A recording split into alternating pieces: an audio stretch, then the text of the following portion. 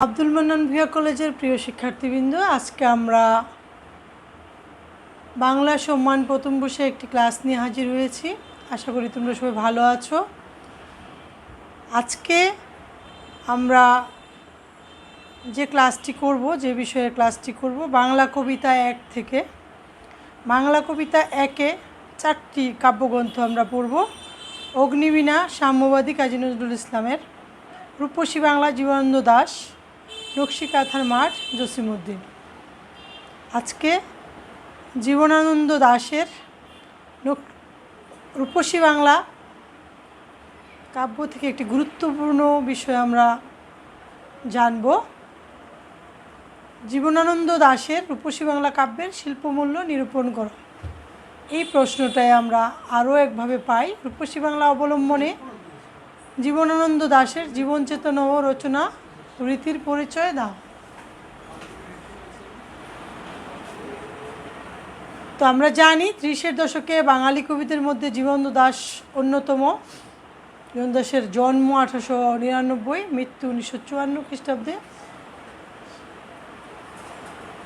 30-এর দশকে বাঙালি কবিদের মধ্যে জীবনানন্দ দাশ একজন প্রধান কবি। মনন, মেধায়, চিন্তা চেতনায়, চিত্রকল্প রচনায়, বিষয় নির্বাচন, আঙ্গিক নির্মাণে তার কাব্য প্রতিভা স্বকীয় স্বতন্ত্র ধারা অনুসারী ও বিস্তারী। প্রথম বিশ্বযুদ্ধ উত্তর হতাশা, নব্য ঔপনিবেশবাদ, রাজনৈতিক সংকট, বাণিজ্যিক মন্দা, মানুষের মানবিক অবক্ষয় জীবনানন্দ দাশ তার কাব্যগ্রন্থে তুলে ধরেছেন। তার সমকালীন সমাজের বন্ধ্যাত্ব, অন্তঃসারশূন্যতা জীবনানন্দ দাশের মনে গভীরভাবে রেখাপাত করেছিল। অস্তিত্ববাদী চেতনার সামীপ্য জীবনানন্দকে পৌঁছে দিয়েছিল আধুনিক মানব অস্তিত্বের সম্মুখবর্তী ভয়াবহ শূন্যতায় এবং তা থেকে উদ্ভূত বিপন্নতায়। জীবনানন্দ দাশ প্রকৃত অর্থে একজন অতি আধুনিক কবি এবং আধুনিক রীতির প্রবর্তক হিসাবে পরিচিত। ক্লান্ত শ্রান্ত বিবর্ণ বিষণ্ণতা তার কাব্যের মূল সুর ও মর্মকাহিনী।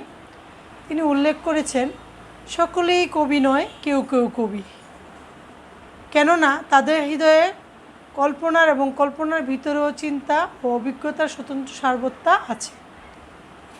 তার প্রবন্ধ কবিতার কথায় তিনি এই কথা উল্লেখ করেছেন। পূর্বে বলা হয়েছে যে জীবদ্দশায় কবির মাত্র 162টি কবিতা প্রকাশিত হয়েছে। রূপসী বাংলা কাব্যগ্রন্থটি প্রকাশিত হয় কবির মৃত্যুর পরে 1957 সালে। কাব্যগ্রন্থটির মূল বিষয়বস্তু এর নামিক স্বভাবকে প্রজ্জ্বল করেছে। বাংলা নিসর্গের বিচিত্র ও অম্লমধুর রূপের বাহার এ গ্রন্থের মূল বিবেচ্য। এছাড়াও প্রেমময়তা, বৈশ্বিকতা, উপমার অভিনবত্ব, শাব্দ কুশলতা, ইতিহাসের প্রক্ষেপণ, ঐতিহ্য চেতনার অভিক্ষেপ, চিত্রকল্পের অজস্র ব্যবহার ইত্যাদি তার বিষয় বৈচিত্র্য বা অজস্র বিষয়। আধুনিক কবিতার মূল বিষয় হলো মহাযুদ্ধোত্তর বৈশ্বিক অস্থিরতা, নগর জীবনের হতাশা, ক্লেদ জটিলতা, যুগ যন্ত্রণা, বৈজ্ঞানিকতা, পাশ্চাত্য দর্শনের বিভিন্ন ইজম বা মতবাদের দ্বন্দ্ব, চিন্তার প্রাবল্য, মননশীলতা, নীতিবোধ মূল্যবোধের দ্বন্দ্ব, নেতিবাচকতা, প্রথাবিরোধী দুর্বুদ্ধতা ইত্যাদি। এ সমস্ত বিষয় ও বৈশিষ্ট্য জীবনানন্দের কবিতার শরীর জুড়ে বিস্তৃত।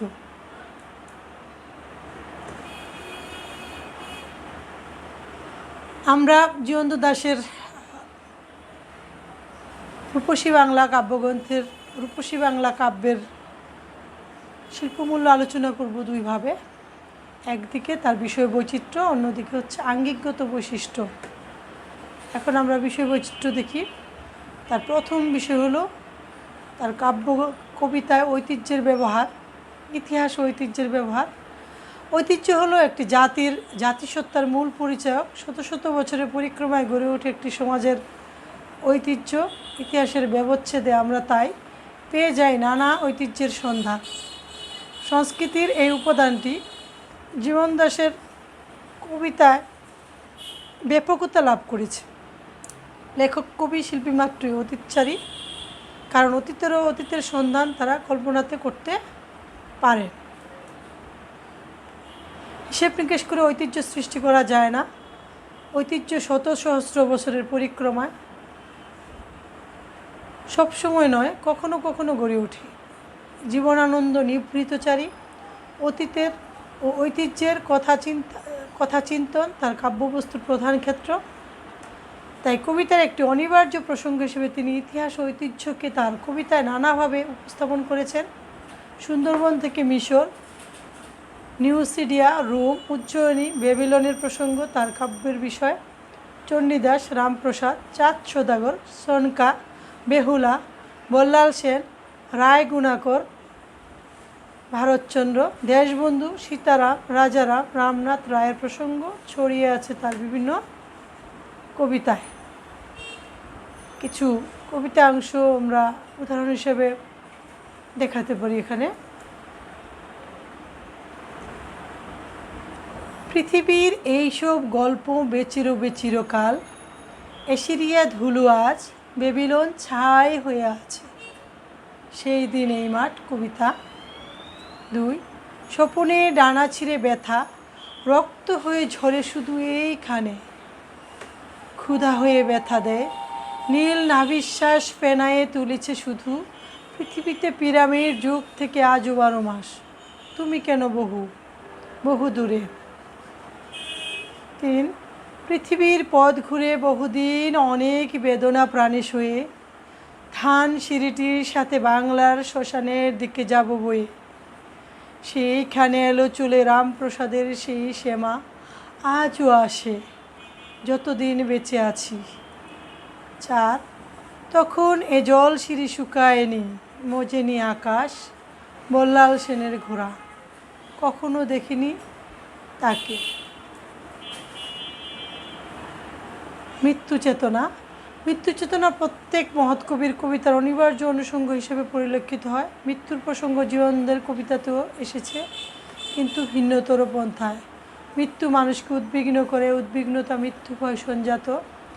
মৃত্যুর মাধ্যমে জীবনের অবসান ঘটে, জীবনকে তাই মানুষ হারাতে চায় না। স্বভাবতই মৃত্যু কাম্যবস্তু নয়, কিন্তু জীবনানন্দ ভিন্ন ধাতুতে গড়া। মৃত্যু তার কাছে শ্যাম সমান না হলেও অনেকটাই কাম্যবস্তু। তিনি মৃত্যুকে উপেক্ষা করেননি, কারণ মৃত্যুর মাধ্যমেই তিনি নতুন জীবন ফিরে পাবেন বলে বিশ্বাস করতেন। হোক তা কদর্য প্রাণী রূপে, ঘাস, কাক, চিল কিংবা শালিক রূপে, তবুও তো তা আরেকটি নতুন জীবন। আর জীবন মানেই প্রেমের আধার। তাই আবার আসিব ফিরে কবিতা এক জীবনের অসমাপ্ত প্রেম পূর্ণ করে নিতে, অদেখাকে দেখে নিতে পুনর্বার জন্মিবার স্বাদ জাগে কবির। ভেবে ভেবে ব্যথা পাবো, কবিতায় তার চাওয়া। ভেবে ভেবে ব্যথা পাবো, মনে হবে পৃথিবীর পথে যদি থাকিতাম বেঁচে, দেখিতাম সেই লক্ষ্মী পেঁচাটির মুখ, যারে কোনো দিন ভালো করে দেখি নাই আমি। এই পৃথিবীতে আমি কবিতায় মৃত্যুই যেন কবির শ্রেষ্ঠতম আশ্রয়। এই পৃথিবীতে আমি অবসর নিয়ে শুধু আসিয়াছি, আমি হিষ্ট কবি, আমি এক, ধুয়েছি আমার দেহ অন্ধকারে, একা একা সমুদ্রের জলে। রূপসী বাংলার কবি জীবনানন্দ দাশ প্রকৃতি প্রেম ও দেশপ্রেমকে বক্ষে ধারণ করে কাব্য রচনার ব্রতী হয়েছেন এই প্রেমী। বাংলার নিসর্গের তুচ্ছ মহৎ কুৎসিত নান্দনিক, সুলভ বিরল, কদাকার সুকুমার, দুর্গন্ধি সুগন্ধি, সাধারণ মহিয়ান সকল উপাদানকেই তিনি ভালোবেসেছেন। তিনি ভালোবেসেছেন বাংলাদেশের সব কিছুকে। প্রেমময় হয়েছেন প্রকৃতির সবটুকু পাওয়ার লিপ্সায়, বিমোহিত হয়েছেন লব্ধ প্রাকৃতিক ঐশ্বর্যের নিখাত পরশে। তাই বারবার ফিরে আসতে চেয়েছেন এই বাংলায়, পুনর্জন্ম নিতে চেয়েছেন পাখি রূপে, কিন্তু চিল শালিক কাক হয়ে। বউকথাকো শ্যামা কবুতর খঞ্জনার মতো উঁচু দরের পাখি হয়ে নয়। প্রজাপতি মাকড়সার কথা তার কবিতায় নেই, আছে কাঁচ পোকা আর গুবরে পোকার কথা। সার্বিকভাবে মনে হয় ঘৃণিত চিল পেঁচা কাকি যেন কবির পছন্দের পাখি। ঘাস লতাপাতার উপস্থাপনাতে কোথাও স্বর্ণলতার মতো সুন্দরের উপস্থিতি নেই। রূপসী বাংলার কবিতায় ধুন্দুল, ভেরেন্ডা ফুলের নীল, বুনো চালতা, অর্থুপি, মধুকুপি ঘাস, বেলকুড়ি ইত্যাদি প্রসঙ্গ রয়েছে জোড়াজড়ি করে। তাই জীবনানন্দ দাশের কবিতায় মুথা ঘাস, গুবরে পোকা, বেজি, নাটাফল নিসর্গের মহীয়সী উপাদান রূপে আবির্ভূত। দুর্গন্ধি মাদার আর বাসক তার কবিতার পংক্তিতে আসীন হয়ে ছড়াচ্ছে সুগন্ধ। কাক, চিল, শালিক হয়ে উঠে মনুষ্যাধিক প্রাণীর রূপকল্প। এখানেই অন্য কবির বিপরীতে তার অবস্থান। জীবনের সবটুকু সময় দিয়ে জীবন দাস ব্যাপৃত আছেন বাংলায়। অতৃপ্তির বাকিটুকু তিনি মৃত্যুর মাধ্যমে পূরণের প্রত্যাশা রাখেন, কিন্তু তাতেও তৃপ্ত নন তিনি। মরণের পরেও বাংলাকে ভালোবাসায় অতৃপ্তি রয়ে যাবে বলে তার ভাবনা রয়ে যায়। তাই তিনি এই বাংলায় বারবার জন্ম নিতে চান, ফিরে আসতে চান নৈসর্গিক বাংলার কোলে। আবার আসিব ফিরে কবিতায় কবিতার ভালোবাসার অতৃপ্তি মেটাতে বলেছেন। আবার আসিব ফিরে ধান সিঁড়িটির তীরে এই বাংলায়, হয়তো মানুষ নয়, হয়তো বা শঙ্খচিল শালিখের বেশে, হয়তো ভোরের কাক হয়ে এই কার্তিকের নবান্নের দেশে, কুয়াশার বুকে ভেসে একদিন আসিব এ কাঁঠাল ছায়ায়, হয়তো বা ঘাস হব কিশোরীর, ঘুঙুর রহিবে লাল পায়, সারাদিন কেটে যাবে কলমির গন্ধে ভরা জলে ভেসে ভেসে। আবার আসিব আমি বাংলায় নদী মাঠ ক্ষেত ভালোবেসে। এভাবে জীবনানন্দ দাশ জীবনভর নিসর্গের সুধা পান করেছেন। নিসর্গই জীবন দাসের জগৎ, নিসর্গই তার জীবন। কবিরা সাধারণত জগতের মধ্যে প্রকৃতির সৌন্দর্য খুঁজে বেড়ান, আর জীবনানন্দ প্রকৃতির সৌন্দর্যকে জগৎ করে তুলেছেন। প্রকৃতির প্রতিটি উপাদান যেন জীবনানন্দ দাশের প্রাণ স্পন্দন। আপাত দৃষ্টিতে যাকে বলা যায় তুচ্ছাতি তুচ্ছ, সে সমস্ত বিষয়কে তিনি অবজ্ঞা না করে কবিতার অনুষঙ্গ করেছেন। আগেই বলেছি, বুনো চালতা, মুথা ঘাস, পর্থুপি, মধুকুপি ঘাস, কমলের নীল, খই ধান, বেলকুড়ি, শামুক গুগলি, ভেরেন্ডা ফুলের নীল, ধুন্দুল, গুবরে পোকা, মরালি, ঘুঘু, গঙা ফড়িং, নীল, সাপমাছি, বেজি, শ্যামা পাখি, ধানি শ্যাম পোকা, কাঁচ পোকা, নিম পেঁচা, লক্ষ্মী পেঁচা, ইঁদুর, রূপশালী ধান, খই ধান, সুপুরির বন, কলমির ঘ্রাণ, মাদারের গন্ধ, বাসকের গন্ধ, নাটা ফুল, পিঁপড়া, নোনা ফল, করমচা, সজনে ফুল, কাক, হাঁস হাসিনী, সাপচোরা ইত্যাদি তার কবিতার মূল উপজীব্য বিষয়। জীবনানন্দ দাশ বিশ্বনাগরিক, পৃথিবীর তাবৎ সৌন্দর্য তিনি উপভোগ করেছেন, কিন্তু তৃপ্তি পাননি সৌন্দর্যের সন্ধানে। গোটা পৃথিবী চষে বেড়ালেও চূড়ান্তভাবে তিনি বাংলার সৌন্দর্যে বিমোহিত। বাংলার মুখ আমি দেখিয়াছি কবিতায় তিনি বলেছেন, বাংলার মুখ আমি দেখিয়াছি তাই আমি পৃথিবীর রূপ খুঁজিতে যাই না আর। এই বাংলার পরেই বসে কবি লাভ করতে চান বাংলার সবটুকু সৌন্দর্য, ভালোবাসতে চান বাংলাকে, কাছের হয়ে কাছে থাকতে চান প্রকৃতির। তোমার যেখানে স্বাদ কবিতায় কবি ভাষ্যেরও, তোমরা যেখানে স্বাদ চলে যাও, আমি এই বাংলার পরে রয়ে যাব, দেখিব কাঁঠাল পাতা ঝরিতেছে ফুলের বাতাসে। মিথের ব্যবহার ব্যাপকভাবে ব্যবহার করেছেন রূপসী বাংলা কবিতা, এবং এই কবিতাগুলোকে ভিন্ন স্বাদে এনে দিয়েছে এই কাব্যগ্রন্থে। বাংলার মুখ আমি দেখিয়াছি কবিতায় তিনি বেহুলা, চাঁদ, চম্পা, গাঙ্গুর, ইন্দ্র, আমরা, তমাল শব্দগুলো ব্যবহার করেছেন। অমরা ও তমাল শব্দগুলো ব্যবহার করেছেন। বেহুলা, ভাসান, গাঙ্গুর এই শব্দগুলো অবশ্য আরও কয়েকটি কবিতায় পুনঃ পুনঃ ব্যবহৃত হয়েছে। এগুলোর সাথে যোগ হয়েছে ঐতিহ্যের লালিত্য। এ সমস্ত মিথিক্যাল উপাদান আমাদেরকে প্রত্নরসে সিক্ত করে পুরাণের সাথে বাংলার আবহমান সংস্কৃতি মিলেমিশে একাকার। শব্দ ব্যবহারের পারঙ্গমতায় কবি বেহুলা, চাঁদ, সদাগর, ইন্দ্র, অমরার সঙ্গে সমান উচ্চতায় তুলে এনেছেন ভাটফুল, ডুমুর, হিজলার, সটিবনকে। একমাত্র বাক্যে তিনি বাংলার মুখ আমি দেখিয়াছি কবিতাটির সৌন্দর্য ফুটিয়ে তুলেছেন। এ কেবল জীবনানন্দ দাশেরই দক্ষতা।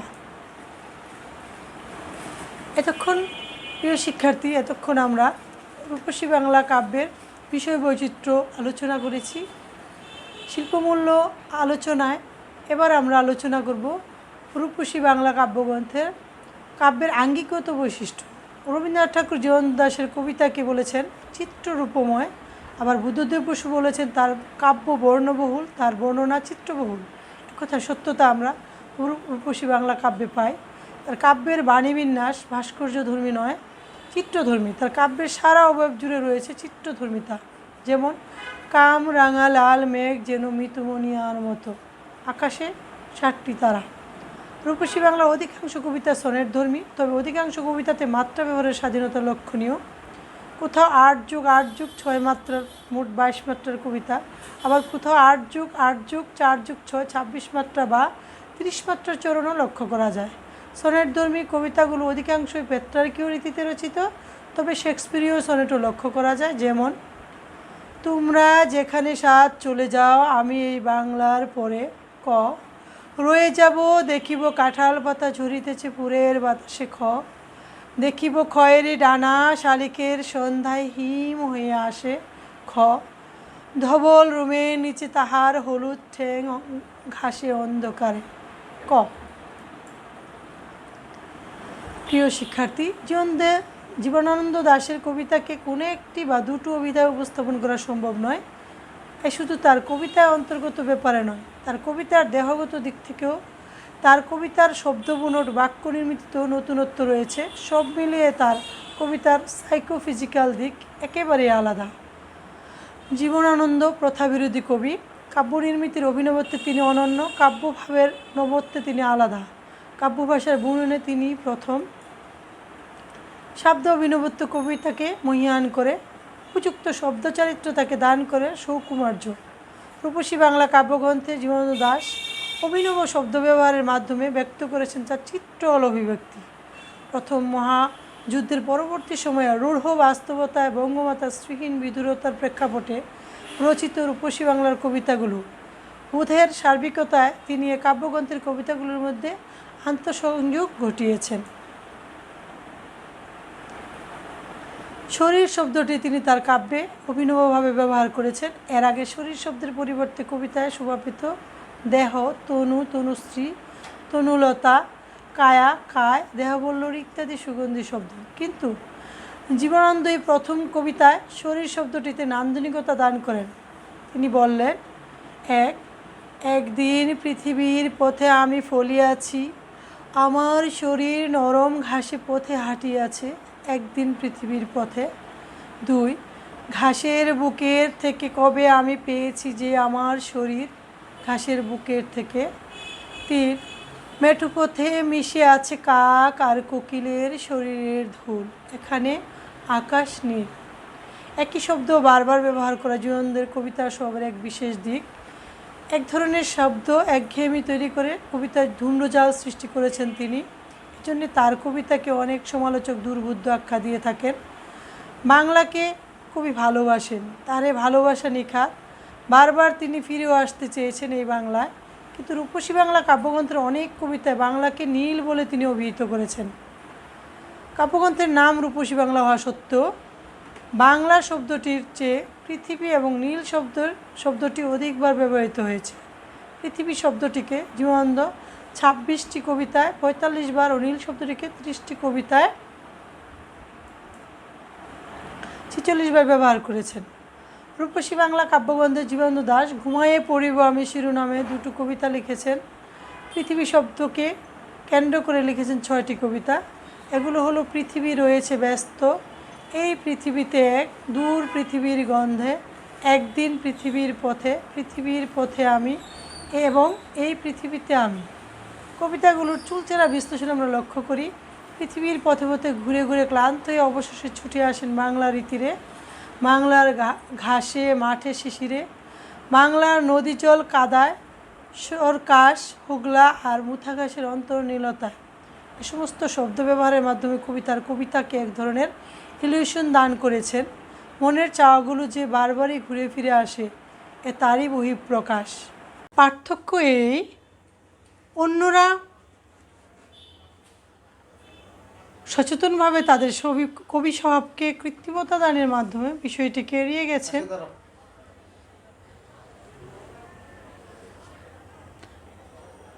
পার্থক্য এই, অন্যরা অন্যরা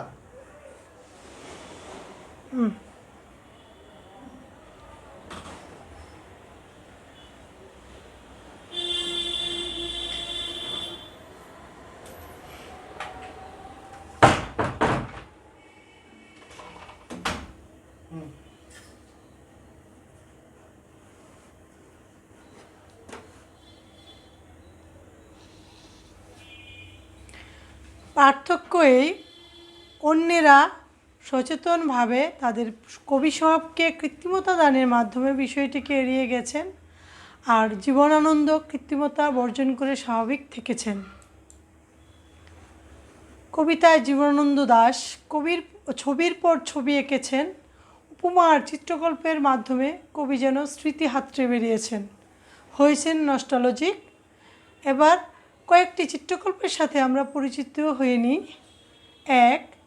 পৃথিবীর কোনো পথে নরম ধানের গন্ধ, কলমির ঘ্রাণ, হাঁসের পালক স্বর, পুকুরের জল, চাঁদা সরপুটিদের মৃদু ঘ্রাণ, কিশোরীর চাল ধোয়া ভিজে হাত, শীত হাতখান কিশোরীর পায়ে দলা মুথা ঘাস, লাল লাল বটের ফলের ব্যতীত গন্ধের ক্লান্ত নীরবতা, এরই মাঝে বাংলার প্রাণ। কবিতা আকাশে 7টি তারা। 2. এ সবুজ ঘাসের ভেতরে সুদা ধুলো শুয়ে আছে কাচের মতন পাখা, এ ঘাসের গায়ে ভেরেন্ডা ফুলের নীল ভোমরা বুলাতেছে, সাদা স্তন ঝরে করবীর, কোনো এক কিশোরী এসে ছিঁড়ে নিয়ে চলে গেছে ফুল, তাই দুধ ঝরিতেছে কবরীর ঘাসে ঘাসে, নরম বেকুল, জীবন অথবা মৃত্যু। রবীন্দ্রনাথ ঠাকুর জীবনানন্দ দাশের কবিতাকে বলেছেন চিত্ররূপময়। জীবনানন্দ দাশ সম্ভবত বাংলা সাহিত্যের একমাত্র কবি যার কবিতার শরীর জুড়ে উপমা আর চিত্রকল্পের ছড়াছড়ি। তিনি উপমা ব্যবহারে জীবনানন্দ দাশের পটুত্ব এতটাই যে তার এক একটি উপমা যেন এক একটি ক্ষুদ্রকায় কবিতা। উপমাতে কবিত্ব বলে যে কথাটি কাব্য সমালোচকগণ প্রচার করেন তা অনেকটা জীবনানন্দের কবিতাকেই ঘিরে। রূপসী বাংলা কাব্যগ্রন্থের অধিকাংশ কবিতার শরীর জুড়ে রয়েছে নানান রসের উপমা, যেমন চাপা ফুল মাখা ম্লান চুলের বিন্যাস, পুকুরের ক্লান্ত জল ছিঁড়ে দিয়ে চলে যায় হাঁস, জীবন অথবা মৃত্যু, বাসমতি চালে ভেজা সাদা হাতখান, রাখো বুকে হে কিশোরী, গোপুচনা রূপে আমি করিব যে স্নান, আমি যদি ঝরে যাই। বা করুণ কাকের দল খুঁড়নির খুঁজি উড়ে যাবে, দুপুরের ঘাসের বুকে সিঁদুরের মতো রাঙা লিচু মুখ গুজে পড়ে রবে, কোথাও চলিয়া যাব, রং তার আশ্বিনের আলোর মতন। এবার রূপসী বাংলা কাব্যগ্রন্থে ব্যবহৃত বিরাম চিহ্নের প্রসঙ্গে আসি। কবিতার মধ্যে প্রশ্নসূচক বাক্যের পৌনঃপুনিক ব্যবহারে জীবনানন্দের কবি ভাষার একটি অন্যতম বৈশিষ্ট্য। বনলতা সেন এর কবিতাগুলোতে বৈশিষ্ট্যের আধিক্য থাকলেও রূপসী বাংলার কবিতাগুলোতে জীবনানন্দ দাশ অধিক হারে ব্যবহার করেছেন ড্যাশ, কমা, সেমিকোলন, কোলন ও হাইফেন চিহ্ন। এ কাব্যগ্রন্থে সবচেয়ে কম ব্যবহৃত বিরাম চিহ্নটি হলো দাড়ি। রূপসী বাংলার মোট কবিতা সংখ্যা 61, এর মধ্যে 14টি কবিতায় কোনো দাড়ি ব্যবহৃত হয়নি। এই 14টি কবিতার মধ্যে 9টি সমাপ্ত হয়েছে ড্যাশ চিহ্নের মাধ্যমে, 2টোর শেষে রয়েছে বিস্ময়সূচক চিহ্ন, আর 3টিতে ব্যবহার করেছেন প্রশ্নসূচক চিহ্ন। অবশিষ্ট 47টি কবিতার মধ্যে 2টি কবিতায় 2টি করে দাড়ি ব্যবহার করেছেন, আর বাকিগুলোতে ব্যবহার করেছেন একটি মাত্র দাড়ি। আর তার প্রতিটি কবিতার একদম শেষে বিরাম চিহ্ন ব্যবহারে এরূপ অন্যরকমতা এরূপ বিভিন্নতার কোন বাঙালি কবি দেখিয়েছেন তাদের কবিতায়? জীবনানন্দ দাশের কবিতার আরেকটি বৈশিষ্ট্য হলো ক্রিয়াপদের শেষে নাকো জাতীয় নয়ার্থক প্রকাশক প্রত্যয় ব্যবহার।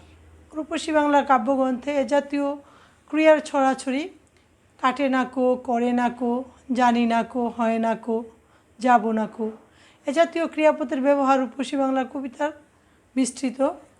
জীবনানন্দের ক্রিয়াপদের অভিনবত্ব হলো ঘটমান ও পুরাঘটিত বর্তমানকালের ক্রিয়াপদের পূর্ণরূপ ব্যবহার, যেমন করিতেছে, দেখিতেছে, গাহিতেছে, ভিজিতেছে, ঘুরিতে আছে, আসিয়াছি, দেখিয়াছি ইত্যাদি। এগুলো সবই সাধু রীতির।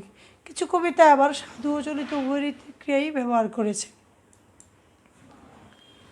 প্রিয় শিক্ষার্থী, উপযুক্ত আলোচনার পরিশেষে আমরা বলতে পারি, প্রেম ভাবনায় মিথের লাকসই ব্যবহারে, কবিতার নূতনতম শরীর রূপায়ণে, নিসর্গের যথাশয় উপস্থাপনায়, চিত্রকল্পের সিমাল মেটাফোর নির্মাণের শ্রেষ্ঠতায়, ব্যক্তিগত জীবনের প্রক্ষেপণে, প্রত্নপ্রীতির পরিচয় দানে, সৌন্দর্য ও সত্যের নির্মিতিতে জীবনানন্দ দাশ তার কবিতাকে অদ্বিতীয় করে তুলেছেন।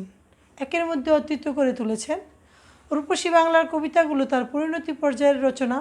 উপযুক্ত কবি বৈশিষ্ট্যগুলো সবগুলোকে ধারণ করে রূপসী বাংলা কাব্যগ্রন্থ হয়ে উঠেছে বাংলা সাহিত্যের শ্রেষ্ঠ সম্পদ। তাই আমরা বলতেই পারি, এক, রূপসী বাংলা, দ্বিতীয় নাস্তি। প্রিয় শিক্ষার্থী, এতক্ষণ আমরা জীবনানন্দ দাশের রূপসী বাংলা কাব্যের শিল্পমূল্য নিরূপণ করো এই আলোচনাটি করেছি। একটু ক্লাসটা দীর্ঘ হয়েছে এই কারণে রূপসী বাংলা কাব্যগ্রন্থের বিষয় বৈচিত্র্য ও আঙ্গিকগত বৈশিষ্ট্যগুলো আলোচনাটা একটু দীর্ঘ হয়েছে। তারপরও তোমরা উপকৃত হলে আমি খুবই খুশি হব। তোমাদের যদি কোনো সমস্যা থেকে থাকে আমাকে জানাবে। বাকি ক্লাসগুলো আমরা এভাবেই করব। আশা রাখি তোমরা পড়াশোনা করে সমস্যাগুলো আমাদের সাথে শেয়ার করবে। ধন্যবাদ তোমাদের সবাইকে। আসসালামু আলাইকুম। আল্লাহ হাফিজ।